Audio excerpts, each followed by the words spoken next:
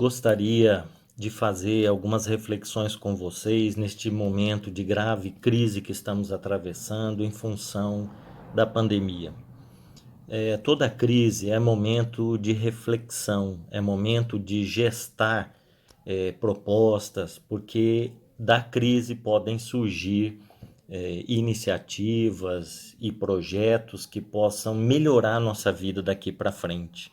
Toda crise pode trazer também pontos positivos para que nós possamos enfrentar as dificuldades do momento, mas melhorar a nossa vida no futuro. Eu queria nesse momento dizer como que esta pandemia está mostrando que o Estado é importante. Ao contrário do que muitos defendem, o Estado mínimo, um Estado que transfere as suas responsabilidades para a iniciativa privada, privatizando, terceirizando serviços, se omitindo em muitas atividades, este Estado deixa a maioria dos cidadãos desprotegidos. É um Estado que, na verdade, não realiza as suas funções. O Estado existe para gerir a coisa pública e colocar os investimentos que a sociedade precisa para fazer frente às suas necessidades. Este momento da pandemia está mostrando como é importante ter um Estado forte. O poder público fazendo aquilo que deve ser feito para proteger a população e, neste momento, na área da saúde, que é o que todos nós estamos precisando: proteção, prevenção. Eu queria dizer que o nosso sistema de saúde, nos últimos anos, com essa política neoliberal, sofreu um corte de recursos brutal.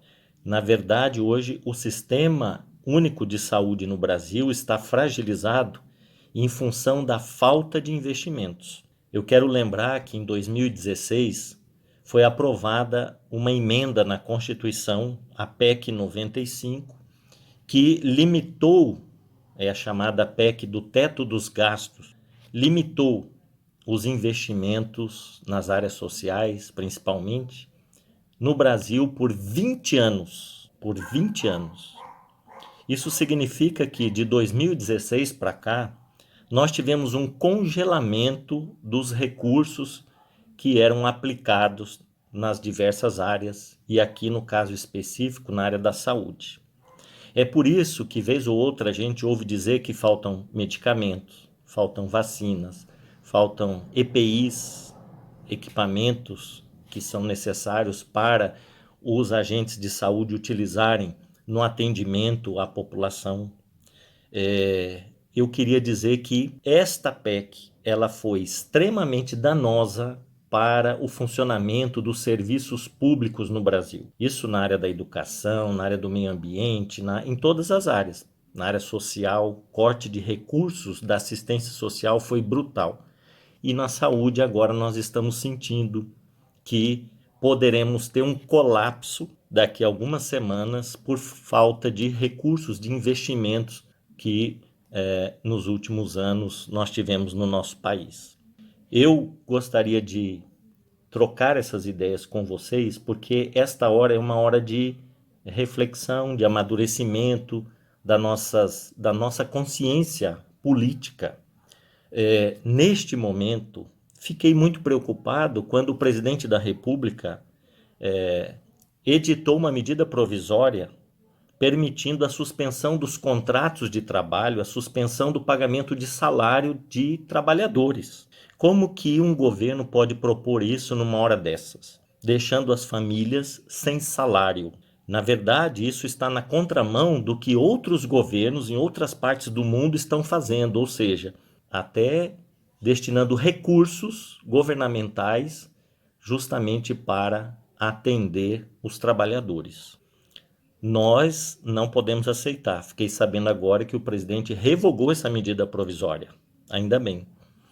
Eu entendo que o governo deve fazer neste momento é pensar em alternativas para socorrer os salários dos trabalhadores. Como, por exemplo, o governo poderia pensar neste momento numa auditoria da dívida pública que todo ano leva 40% do orçamento da União. Quero explicar melhor. 40% do orçamento da União, quase a metade de tudo que o governo federal arrecada, vai para pagamento de juros da dívida. Esse é o momento, como dizem os movimentos sociais, defendem há muito tempo, de se fazer uma auditoria cidadã com a participação da sociedade da dívida pública. Nós não podemos continuar pagando esse absurdo sem saber até a origem da dívida, se ela já foi paga ou não. Esse é o momento de utilizar esse recurso para investir na saúde e na vida das pessoas. Eu também penso que é hora do governo federal ampliar e muito o programa Bolsa Família, para atender as famílias de baixa renda, aquelas que estão em situação de vulnerabilidade social nesta hora. Também, por que não se pensar num programa de renda mínima para os desempregados, para os trabalhadores subempregados, aqueles que estão na informalidade. É preciso, com esse investimento nas pessoas, e principalmente nas pessoas mais pobres do país, injetar dinheiro para que a economia continue minimamente funcionando. Eu penso que são ideias que nós levantamos nesta hora, mas ideias naquela perspectiva de um Estado presente, de um Estado forte, de um Estado que realiza a sua função, que é de cuidar do bem-estar da população. Eu queria dizer, para terminar, que tenho recebido de todo o Estado mensagens no WhatsApp, no Facebook, também por e-mail, de pessoas perguntando uma série de questões. Por exemplo, lideranças indígenas já me ligaram preocupadas com a entrada do vírus nas aldeias. Nós sabemos que os índios vivem em comunidade. Imaginem o desastre que pode ocasionar a entrada do vírus em aldeias indígenas. Eu também recebi ligações de enfermeiros quando foi anunciado em Campo Grande a suspensão do transporte coletivo. Eles me ligaram: como é que nós vamos trabalhar? Levei essa preocupação para a prefeitura. São medidas importantes, mas elas precisam ser melhor analisadas.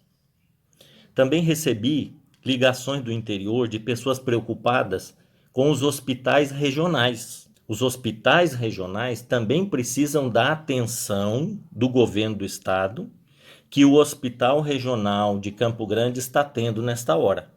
As pessoas no interior também querem saber quais serão os investimentos nos hospitais regionais para atender as regiões do estado. Eles vão ter respiradores, vão ter os EPIs, vão ter os equipamentos necessários para atender a população no interior, assim como na capital. Então, como eu estou recebendo essas mensagens, eu estou levando, apresentando nas reuniões que nós temos virtuais dos deputados estaduais. Nós estamos conversando frequentemente. O líder do governo é o responsável para encaminhar ao governo as nossas preocupações, as reivindicações que recebemos da população, para que o governo encaminhe as providências. Então, nós estamos à disposição de vocês. Eu, particularmente, quero dizer que todas as pessoas que tiverem dúvidas, que quiserem apresentar sugestões, podem entrar em contato comigo e as suas preocupações serão levadas adiante. Eu quero deixar aqui o meu e-mail para que vocês possam falar comigo, apresentar preocupações e as reivindicações. O meu e-mail é pedrokemp@hotmail.com. Na medida do possível, eu estarei respondendo a todas as mensagens que eu receber de vocês, tá certo? Fico aqui à disposição. Estamos trabalhando, nós deputados estaduais nos reunimos virtualmente e estamos encaminhando ao governo as preocupações que nós estamos recebendo da população. Fico aqui à disposição, vamos continuar juntos. A qualquer momento a gente volta falando daquilo que é necessário para a população saber. Um abraço, muito obrigado.